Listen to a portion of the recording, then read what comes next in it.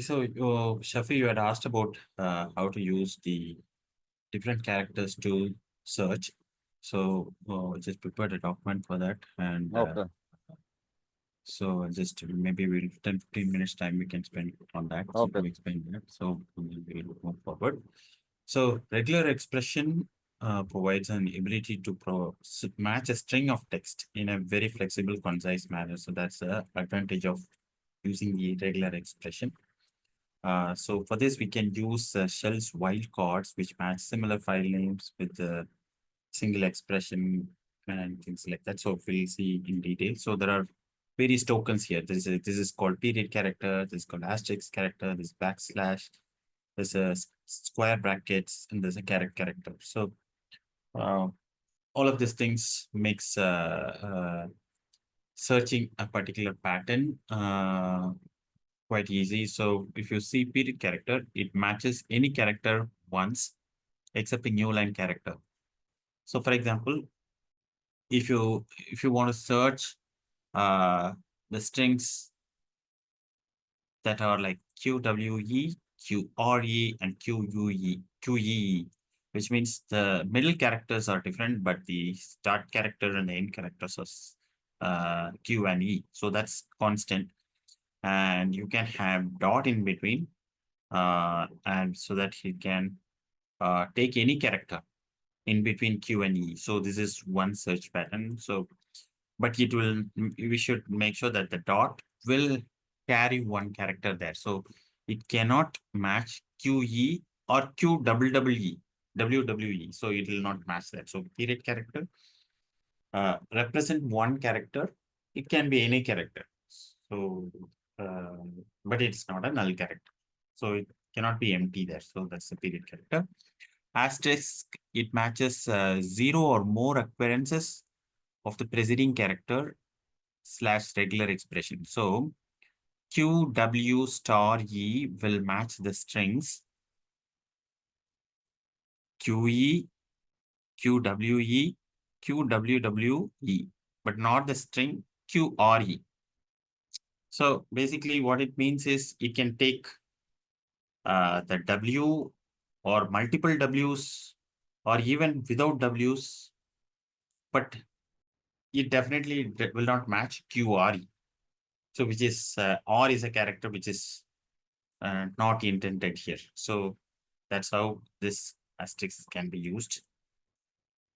Next one is backslash. Backslash, it escapes special characters. We have some special characters like dollar and things like that. So suppose in the search pattern, we want to search a pattern call, which includes dollar, parentheses, curly braces and all. So we can, so it should not get confused with the Linux's specific meaning. So we can use this backslash character.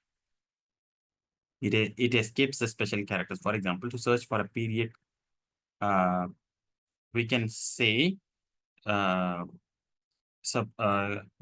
q backslash dot e. So we'll match the string q dot e.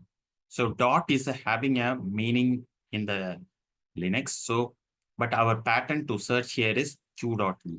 So we need to search the pattern q dot e. So if you put dot, so Linux will have a different meaning. So we need to escape that character. So if you want to escape that character, we have to put backslash q backslash dot e will search will match the string q dot e, but it will not match qre, qe. All of these things will not get matched there. Coming to square brackets, any of the characters of the string within the square brackets return a positive match, which means, for example, q w e or. So w e or within the square bracket, which means it can mean QWR, QWER, QER, all of those things. And it can even have WVE, WER. So, sorry, it will not have multiple Ws. It can either mean WR or QER, but not the strings QR or QWER or QWWEWER. So, So that's a meaning for having the square brackets. It can either take W or it can either take E. Okay. Character, it negates the content within the square bracket. So which means, although it also specify beginning of the lines can also be used for character. Q within the square brackets, if you give caret WE, or it will match strings like QAR and QSR, but not the ones that are there. W and E will not come into picture. So it's a negate the content. It will negate the content and it will match. Okay, so that's the quick summary of the characters. Let's quickly see the example here. So, sorry.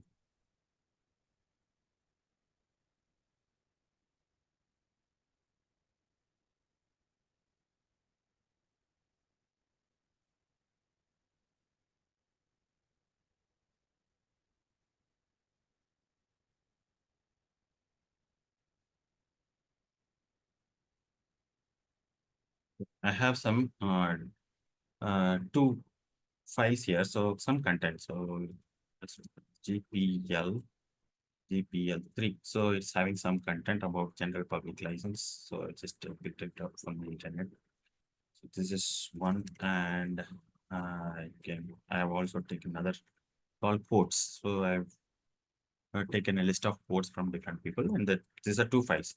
This I am going to give a demo of how to use this. For example, a very simple thing. You want to use GNU, the lines that starts with GNU from the GPL-3. GPL-3 is the file. In this file, we want to search the lines that starts with GNU. So currently there is nothing like that. It's like that.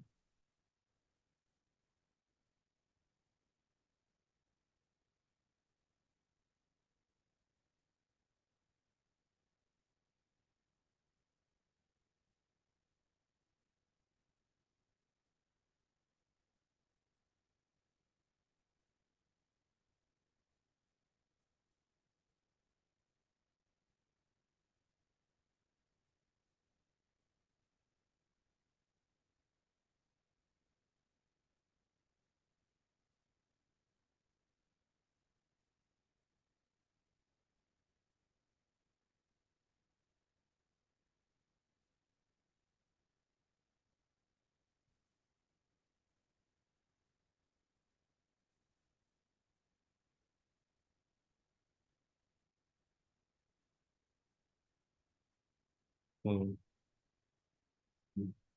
so in this grep, what I'm doing is and dollar. So and dollar. So what it means is the dollar coming at the end means actually to retrieve all the lines that is ending with and in this file. So if you see, it is retrieving all the lines that are ending with and. So it is saying all of that. So give one more example. Grep.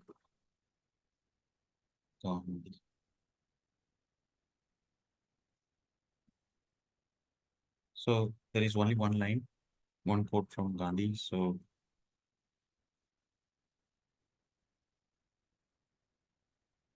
there are two quotes from Newton. So from this quotes file, so like this, and if you want to,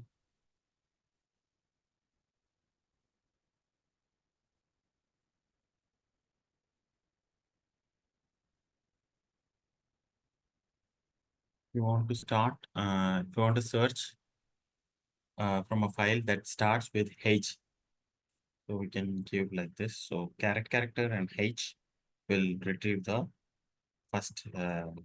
The character should be H. It will whatever characters that match that it will come. It will get displayed.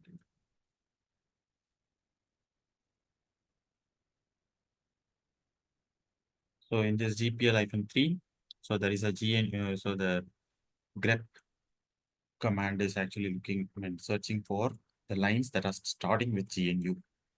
So caret GNU is what you can. So one more thing you can see. Um,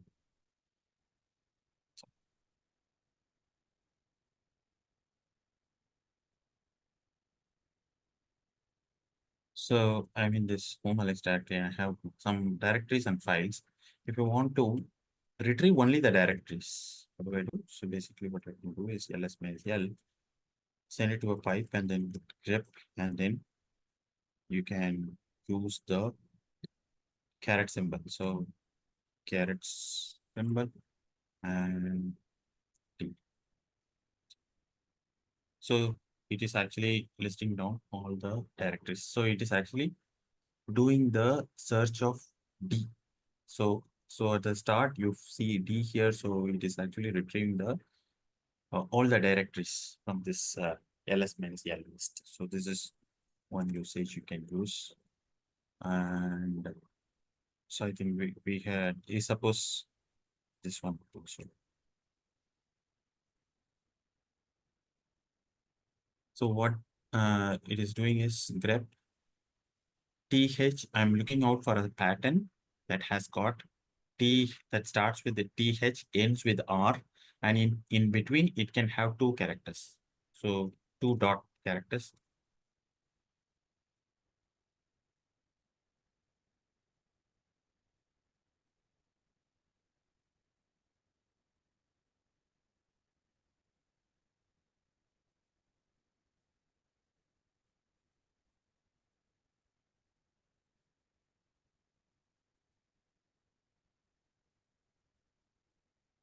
So it is matching all the things that uh, meets the condition that I gave for. So the conditions that I gave is THE, and there should be two characters in between, one space and G. So R. So likewise, you can use that for searching a specific pattern. And if you want to use quotes, if you want to use square brackets, we can use like this.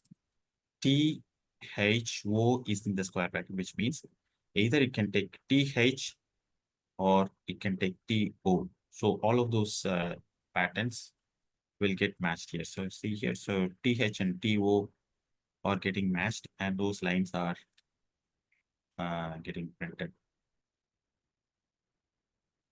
And another thing is lines with begins with capital letters. So the character is meant for searching the first character or first character in the line. So what this search is saying is, so the first character should be starting with the capital letters. It can range from A to Z. So from this file, it is searching all the things that is starting from A to Z. So all the lines that starts with a capital letter or even here. So so to search for patterns with character A to Z or 0 to 9 or space. So we can use this. So within a parenthesis, we are looking out for characters that could be capital letters A to Z, or it could be 0 to 9, and there should be a space. It can have a space also in between. So multiple things are there in between. So we can use things like that. So you can see all the red colored highlighted text are the ones that are shown here. C is matched because the condition is getting matched for C and with parenthesis 1, because 0 to 9 is also there. So within parenthesis 1 is also there, 2, 3, C. All of these things getting matched by the condition that's also shown here. So escape character. So we can use, for example, I have another file called customers. So this is a customers list. So I have a character colon. Colon is a special character. So if I want to search the pattern colon, so I have to give an escape character colon and customer. So it's going to search all the places where the colon is there. So likewise, we can use things. So I'll share this document and it can be felt. Okay. You will save this one in the share folder, right? Yes, yes, yes. I'll do. Okay, Alex. Thank you. Thank you very much. Yeah, sure. Okay, so we'll move on to today's class. So today's thing we'll start with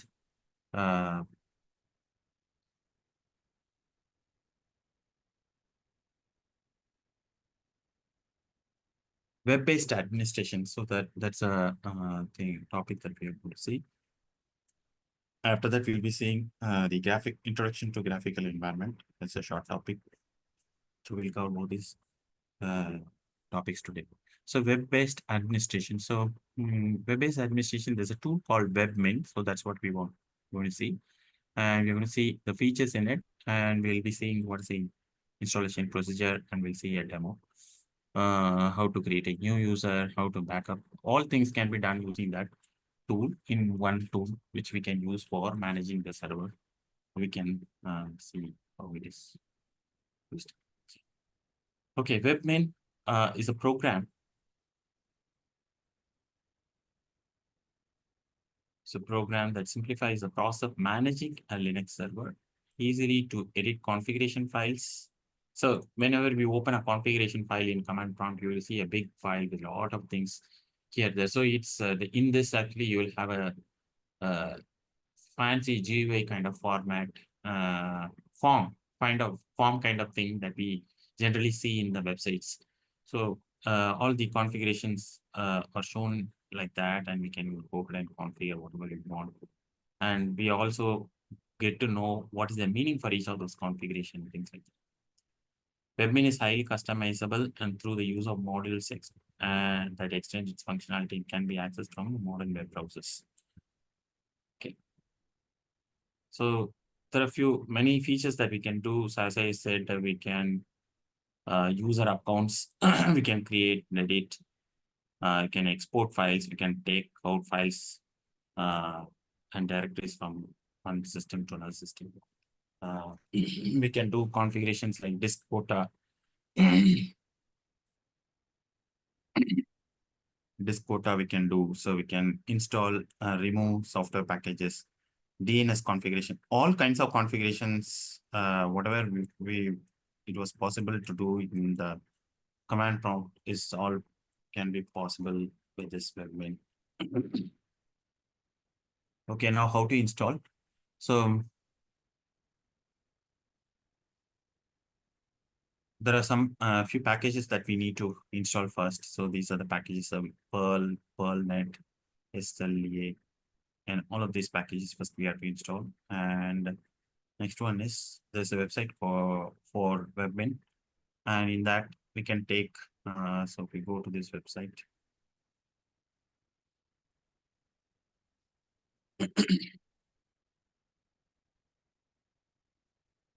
so you can see the latest one. So the latest one is 2.3. So you can take this and then give the command to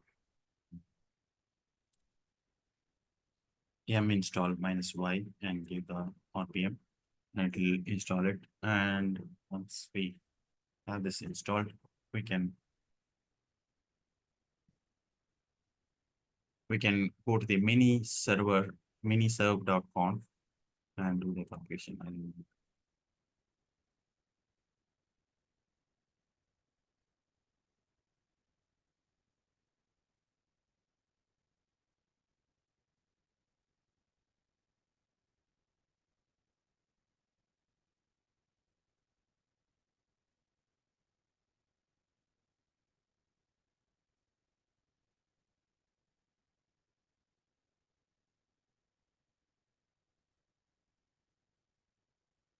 No, text him. Can you text him? sorry, Sophie. No, it's okay. It's just something. So this is a command to install the webmin. So I already installed it. It's not going to install it.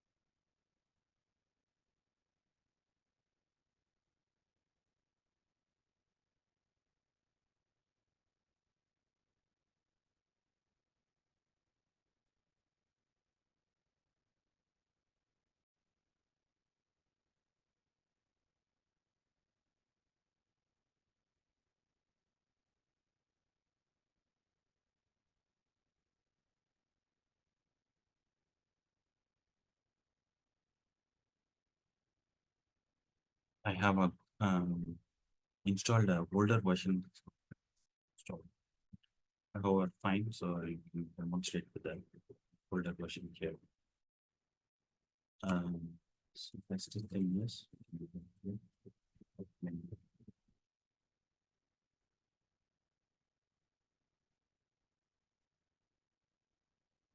Server.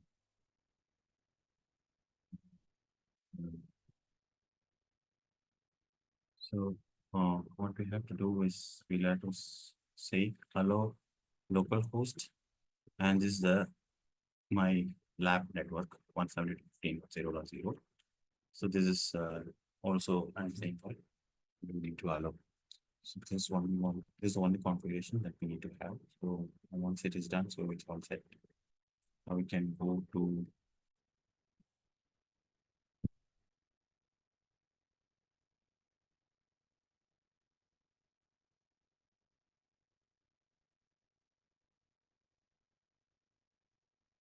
and another thing is actually the firewall we have to set for port number 10,000. So 10,000 is the port on which it will run.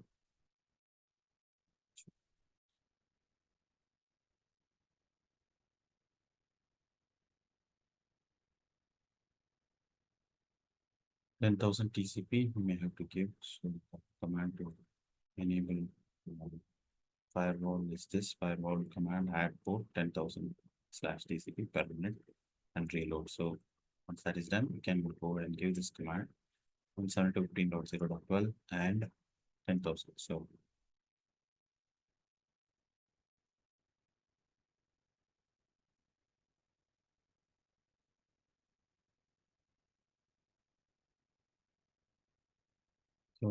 the credentials is admin or the root credentials.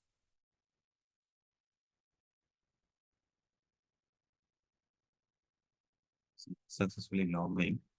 Now this is our web administrator dashboard, and it's still loading.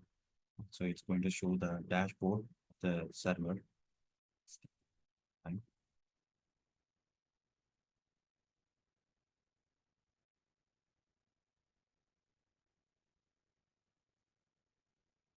Graphically showing the information about CPU usage, real memory, virtual memory, local disk.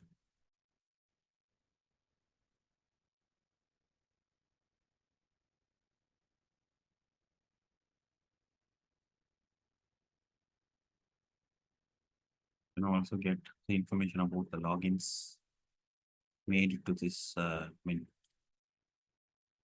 PC from other systems. This is my Mobix term upon which I am connecting. So it is saying these two things are there. What are the network interfaces? I have this many network interfaces. Disk usage. Okay, so these are the things that we can see from the dashboard level. And if you see the multiple features here, we'll see few of the features here. So one is the webmin module, system module, and servers module, and tools. We have networking. All of these things are user friendly. We can explore ourselves. I'll quickly show few of the things. So I'll browse through servers. Servers currently we have few servers running in this system. One is web server, Apache web server is running, and Dogcat, Dogcat, IMAP, POP3 server, the main server is running, Postfix is running. So all sorts of things are all of the servers are showing here. So user email also we can see it's having a small email client. Whatever mail that I sent yesterday is also shown here. It's similar like control panel, panel in the website. It's very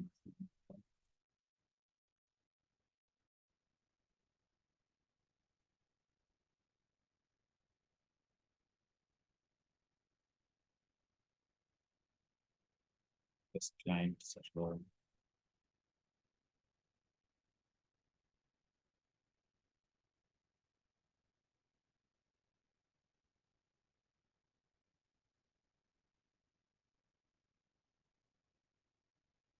To see the logs.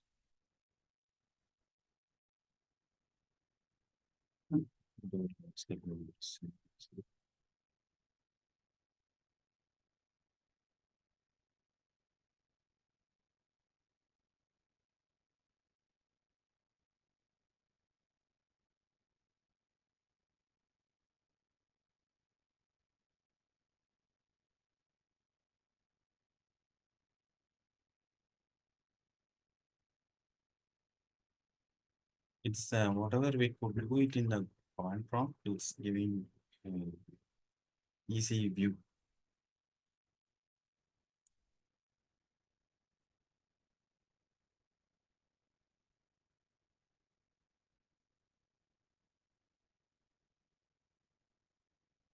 Yeah, you can see yourself. So I'll demonstrate only two things.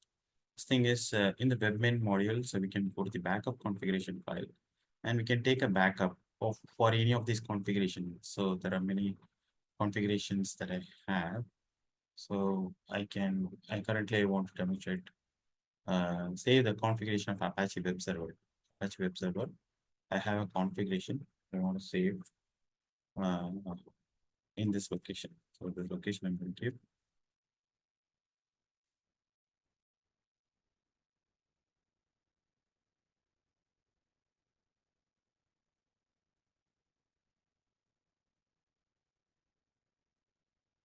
sample Apache config. So that's the name of the file. Tar.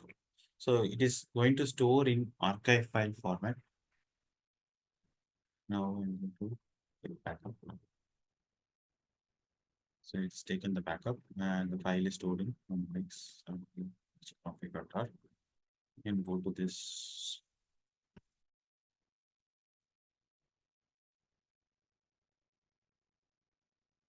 So it is here, sample Apache config.tar.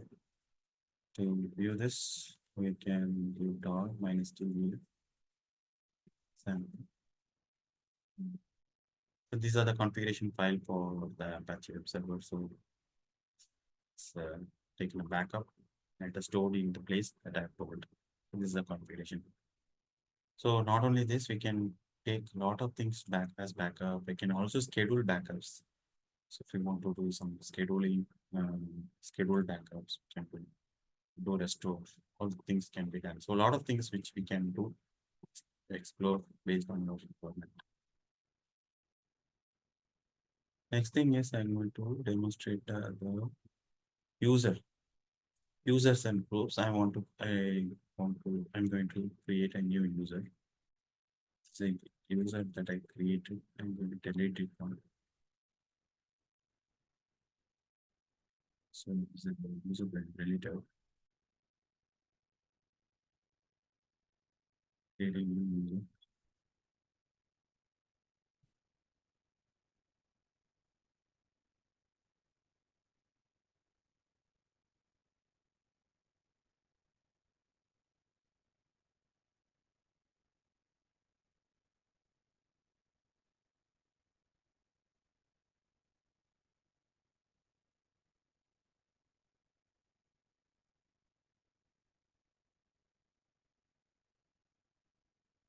I'm given the username is learner and password.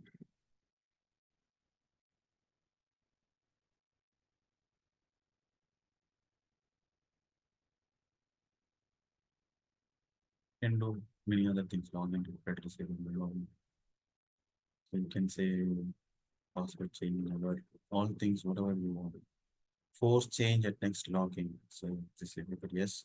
So only for the first time it will log in. Next time it will also give the password.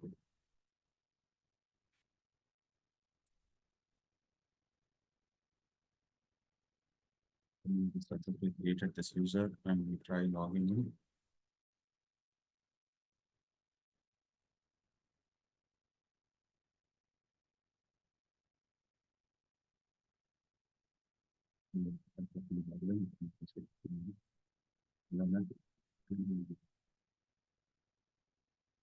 Yeah, so this is a web page, so there's so many things we can explore. And in case if you want to manage multiple servers, yes, you can do. You can still manage multiple servers by after adding those servers over here.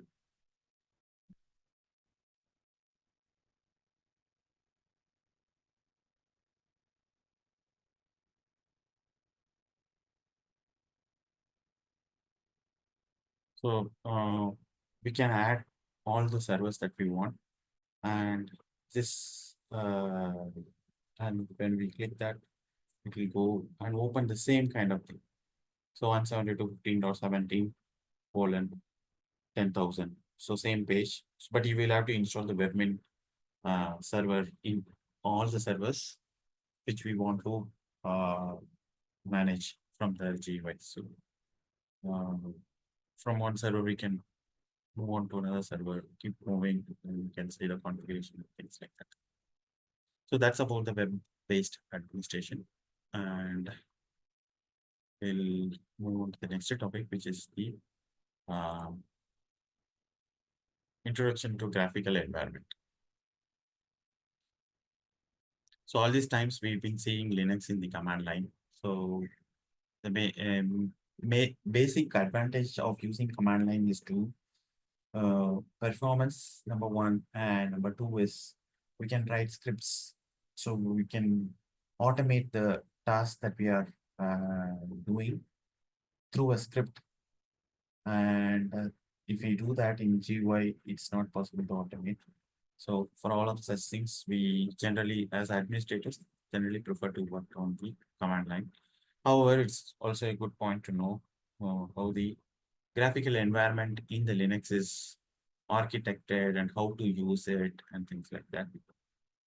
First, I'm going to tell about the GNOME desktop. GNOME desktop is the default desktop that comes by default in the Linux.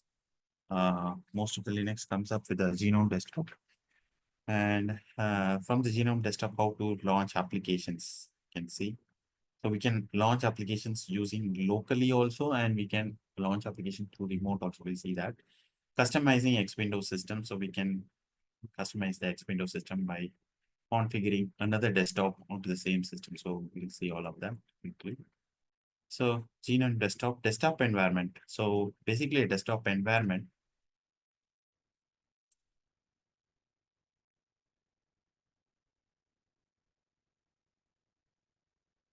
Desktop environment in Linux is a collection of software that provides graphical user interface to interact with the operating system.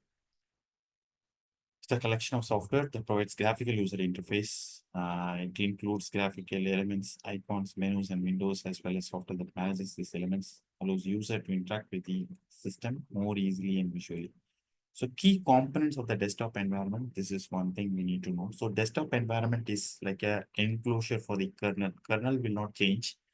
Linux kernel will never change. So desktop environment can be changed. So this is little different or very different than the Windows operating systems and things like that. Linux is architected differently. So you cannot change the desktop environment for Windows. It will always look the way it looks.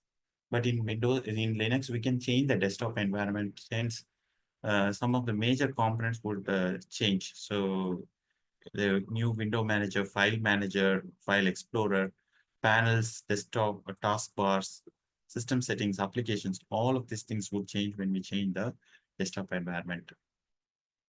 So commonly used desktop environments are GNOME is one thing that comes by default.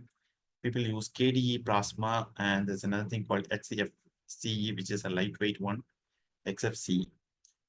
Okay, so quick overview of the desktop environment. So basically, the desktop environment uses server and a client. And the server is the X server and client is called X client.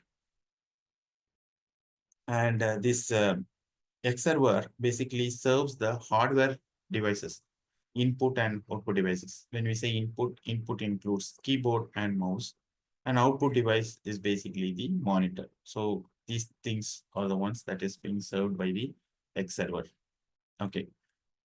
So now there's a tool called GNOME Tweaks, which is a utility in the desktop GNOME desktop environment to do various settings easily. So we can customize the theme customization.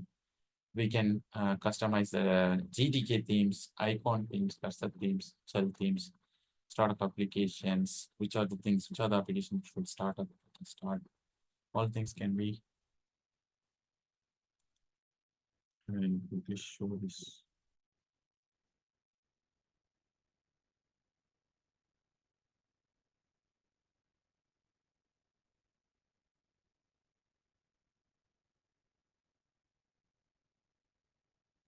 And Alex, do you have any settings at the OS level? Can we send OS, let's say, for example, to enable and disable this desktop configuration? Yes. Can you show this, please? So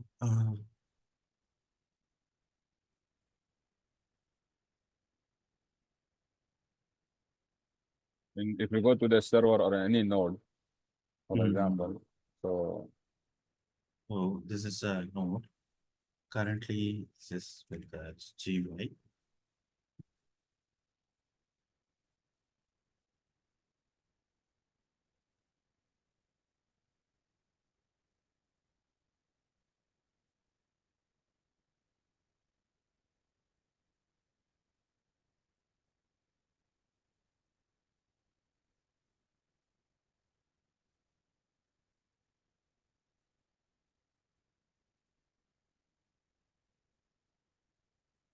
There is a thing called run level, and currently this is running in the 5th level, which means it's fully featured one. So there's a GUI and there's networking, all sorts of things. There's a level called 3, which you can bring up the Linux without having the GUI. So tell init is the command. So it is bringing up the GUI so it's bringing up the Linux without the GUI. So it's same or so system now let's say if I without want to see currently what is the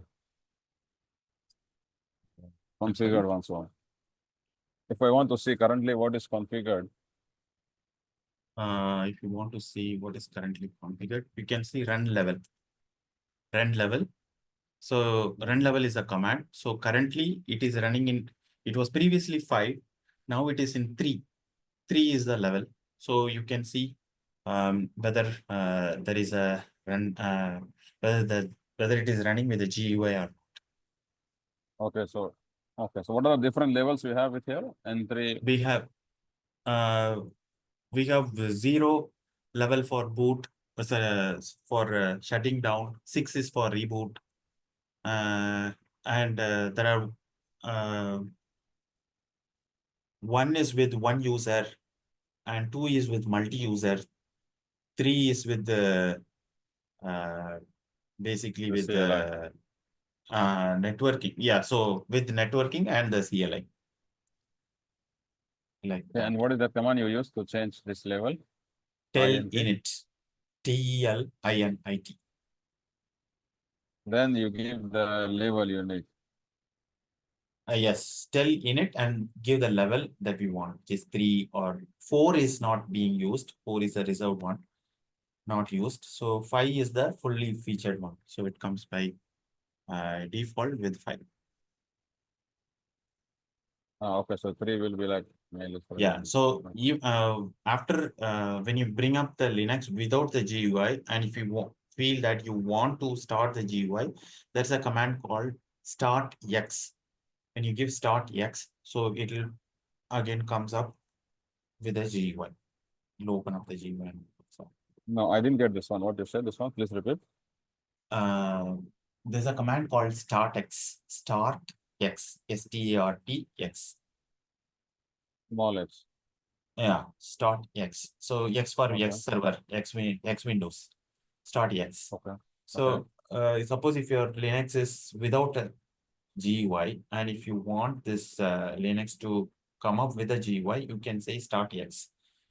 So if the GUI is installed already, it will come up with a X windows. I mean, it will bring up the GUI, graphical environment. Suppose if the GUI is not at all installed, so he will give an error. So it depends. So it will reboot or what? It will reboot or open a new session? Mostly it won't reboot. Mostly it should not. It won't reboot. It will bring up the desktop environment. So that's my. So now you have level 5. And Yeah. after level 5, you have to reboot or no need? Level 5, the system No, itself is whenever rebooting. System it is itself is rebooting okay. As soon as because you run 10 yeah, so minutes, 5. some of the application he has to reinitialize and bring it up. So he has to, I mean, the Linux has to start where from the beginning to bring up all those things. And if you go back to CLI, so how you will know the desktop is installed, desktop version installed or not?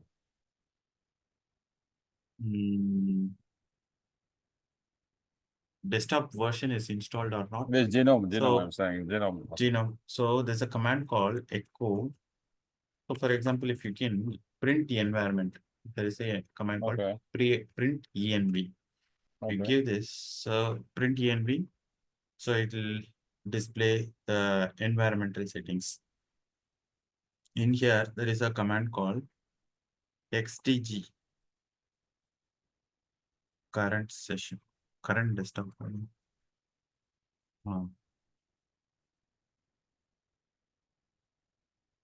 Okay, so this is TTY.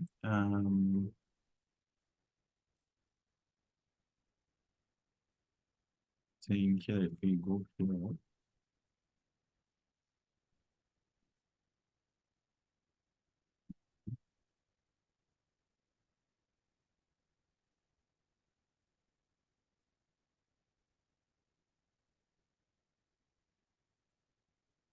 here, XTG current desktop. XTG current desktop. So it is GNOME currently. So you can also use this command echo XTG current desktop. So this will tell which desktop is being loaded. Currently it is GNOME. So GNOME is showing up. Okay, by default, it will be installed with this one, right? By default, when you do a fresh installation as such, unless otherwise you make a customized installation wherein you have consciously decided not to install GUI, you won't have that. Otherwise, you will definitely I have done a typical, I mean, generic installation. So it comes with a generic installation. Customized installation, some people might decide not to bring up the GUI because it's occupying more space. It's a space issue. So people sometimes may not prefer. So if that XDG current desktop is not available in environment, it means there is no desktop. Yeah, you can assume like that. It may say like none mostly. None. It's not a gene. Is it saying? Yeah. Are you seeing somewhere? So mostly I'm seeing like it. It may say none. I am expecting it should say none. It is not showing none. It is empty.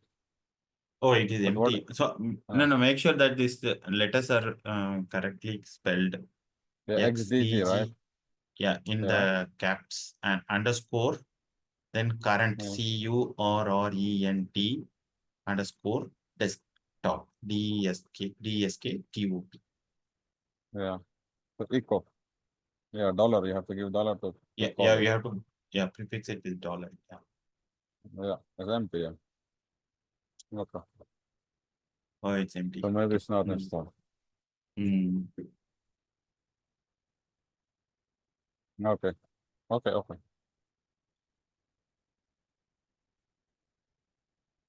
Because normally what I expect is, okay, if this is empty, it means The environment should be empty also. It's a SSH. It could be a SSH. So yeah, the same Yeah. system. Same thing.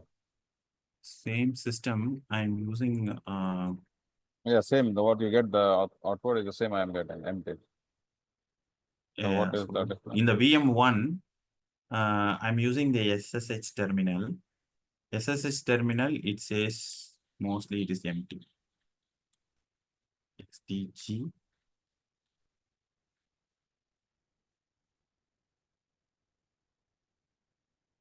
Yeah, If it is a like that. SSH terminal, it's empty. So if you want to know whether it is SSH terminal, you can put who command and see who is it in SSH. So currently this is an SSH. So PTS-1 is an SSH. This is an SSH terminal. Terminal window. SSH terminal of the node. Okay, but here it's not displaying you. Anyway, it is installed. Yeah. Well, actually, this current desktop, this variable is actually showing the environment of the user interface. Environment of the user interface. So currently, my user interface is this SSH terminal, and so it is showing none. And if I shift my user interface from this shell terminal to this window, this is also VM1. This is also VM1. If you see this window, and if I give the same command, it says GNOME. Because user interface is now different. Yes, because you're asking the current desktop, no? Okay. And here you have following N5, level 5. Yes, it's level 5. Okay. Run level if you put, so N means from nothing to 5. So I made a reboot, so previously so 5. Okay. Yeah. That's possible. Yeah, so GNOME tweaks, there's a tool that we can use to configure whatever things, fonts, behaviors, processings, and things like that. We can launch applications through GNOME GUI application. There's a class view. And now when you revert from here only, no? From GNOME, you go back to tell int 8 to N5, N3, sorry. Yes. Yeah. We can do it from here only. Yeah, correct. In 5. But we have to make sure that 3. sorry. Okay. 3, yeah. 3. So again, I need the admin password.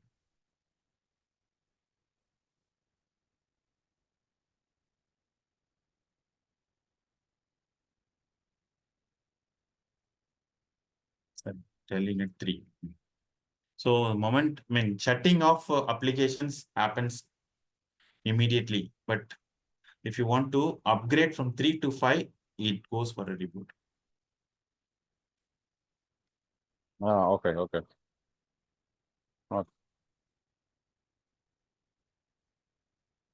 When I say telnet 5 from here, so it's going for a.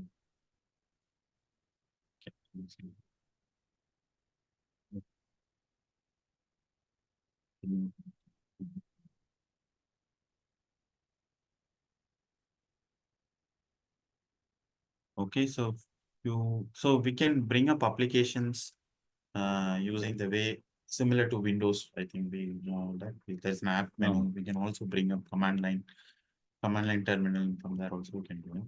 Okay.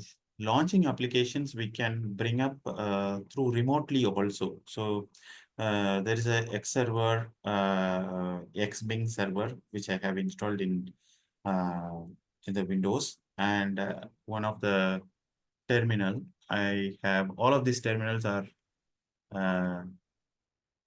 having the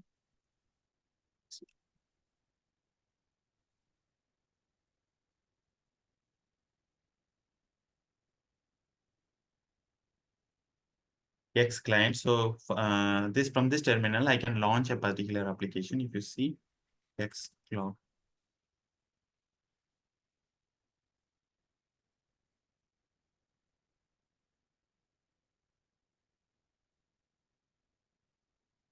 So it says X11 forwarding, remote display is forward through SH. You see here, this is enabled, X11 forwarding is enabled. Since this X11 forwarding is enabled by default in this mobix term, so we can say X11.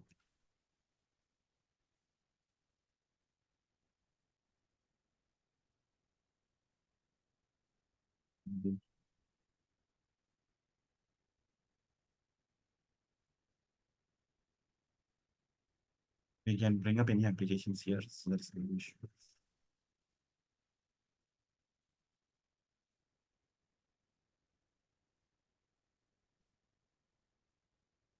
Install the applications using DNF -y install this.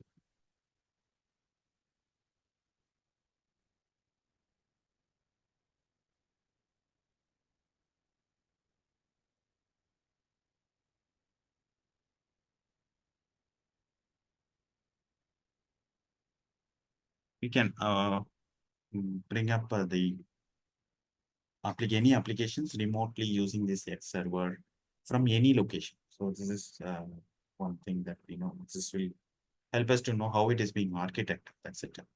So X Windows system as such, as I told, X server is there and X client is there. X client can reside externally also. It need not be sitting within the same system like the traditional conventional Windows system. So in Linux, it is architected such a way that client can reside externally also, and client can initiate the application to launch from its remote location, and it will use the Windows server, X server to bring up the application. So this is how it is. So in this case, you see X client is remote, and sometimes some X clients are located uh, within the same system. So all of things are being managed by this window manager to show the information in the screen, which is output device, and input device we have keyboard and mouse.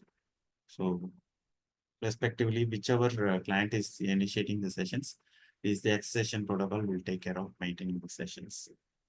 So customizing the X Windows system. So we can, I showed you desktop, which is GNOME desktop. We can have some other desktop also. I have installed this XFCE. XFCE, we can install yum group install XFCE. And I have installed this in one of the systems. I can show you.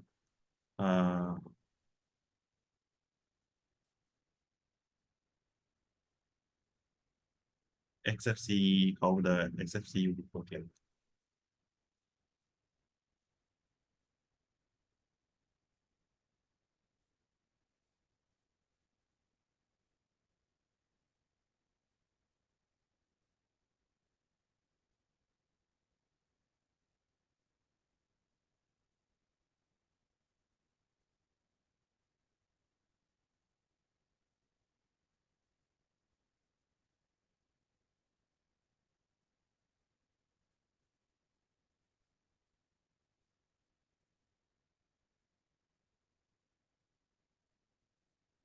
It may take some time, 2-3 minutes time. With this, I will complete it. So currently, this is coming up with the Genome desktop, and I'll change this to XFCE desktop now.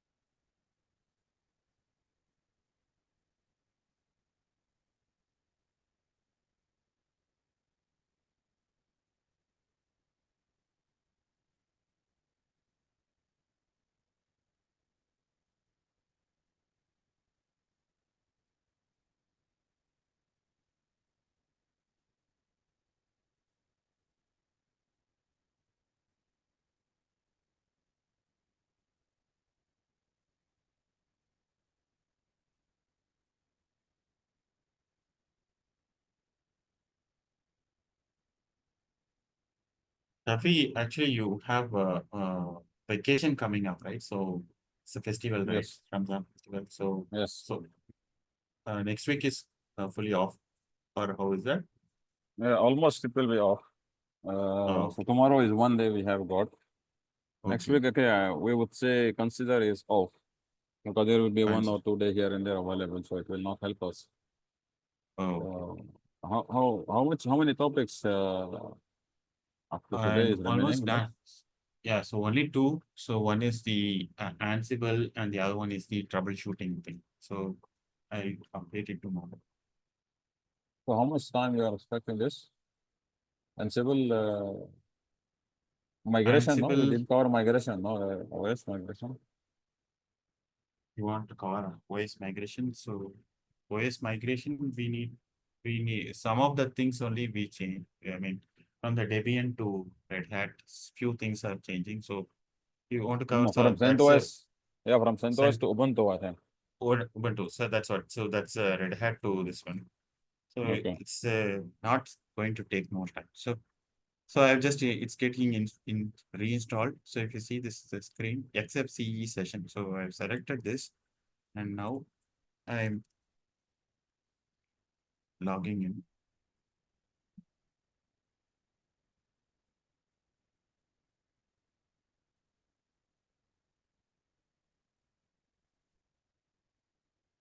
So it's coming up with a new Mhm. environment. So this is the XFCE environment. And if you want to see, open terminal here and give the same command echo xdg